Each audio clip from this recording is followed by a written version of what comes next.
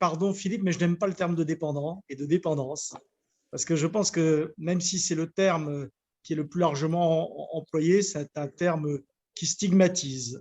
C'est quoi l'agisme? C'est au fond une discrimination, comme le racisme, comme l'homophobie, comme l'antisémitisme, comme le sexisme. La différence entre l'agisme et les autres discriminations, c'est que si je tiens des propos sexistes, racistes, homophobes, tout le monde va les repérer. Par contre, l'agisme, il imprègne tellement notre société et au fond, on est tellement peu habitué à lutter contre que c'est les propos agistes qui paraissent normaux et c'est lutter contre l'agisme qui paraît étonnant. Et comme le disait un intellectuel, au fond, il faut un décalage d'évidence. Et puis l'autre peur derrière l'agisme, qui est une peur au fond assez récente dans les sociétés occidentales, hein, ça explose après la Seconde Guerre mondiale, même si cette dégradation de la relation à l'âge, elle est en gésine dès la fin du 19e siècle, mais ça explose dans les années 50, eh bien, c'est évidemment la peur de vieillir, parce que nous sommes dans des sociétés qui ont bâti leur modèle social, leur modèle économique, leur modèle culturel sur l'idée du dynamisme, sur l'idée de la jeunesse. Et regardez toutes les pubs, comment elles valorisent des gens jeunes, des gens beaux, ça c'est le principe de la pub, mais surtout des gens jeunes. Et nous sommes très en retard par rapport à nos voisins européens.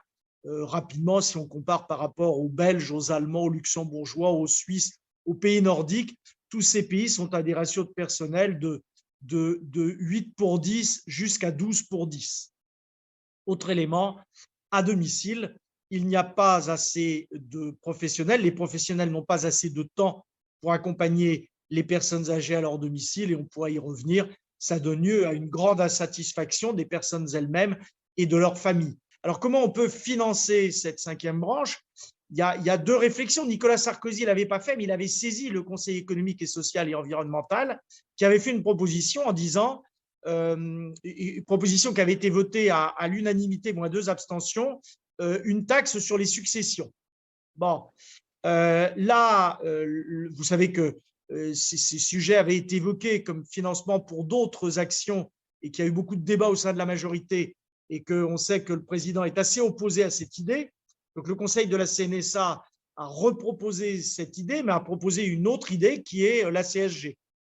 Le modèle EHPAD, c'est une des raisons aussi pour lesquelles nous souhaitons cette logique domiciliaire et que nous souhaitons transformer les établissements en domicile. Ce modèle EHPAD, il a été construit au tournant des années 2000 comme un modèle d'hypersécurité et dans lequel, pour le coup, nos aînés ne sont pas assez considérés comme des citoyens à part entière.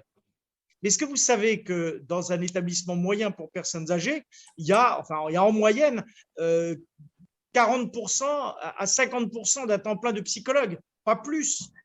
Parfois pour des structures de 110 à 120 personnes. Bon, ben c'est un scandale absolu. Et à domicile, vous n'avez quasiment pas de psychologue dans les services à domicile. Ben, voilà quelque chose qu'il faut mettre en place. Mais pour autant, je comprends ces salariés et je pense que ce serait violent que de leur imposer la vaccination. Il faut convaincre et je pense qu'on peut y arriver. Je suis d'accord avec toi, la question de la confiance est fondamentale et c'est ce qui manque, ce qui a beaucoup manqué, je crois, dans cette crise.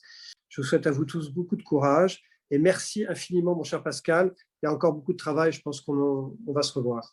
À bientôt. Plaisir, à bientôt et au revoir à tous. Au revoir.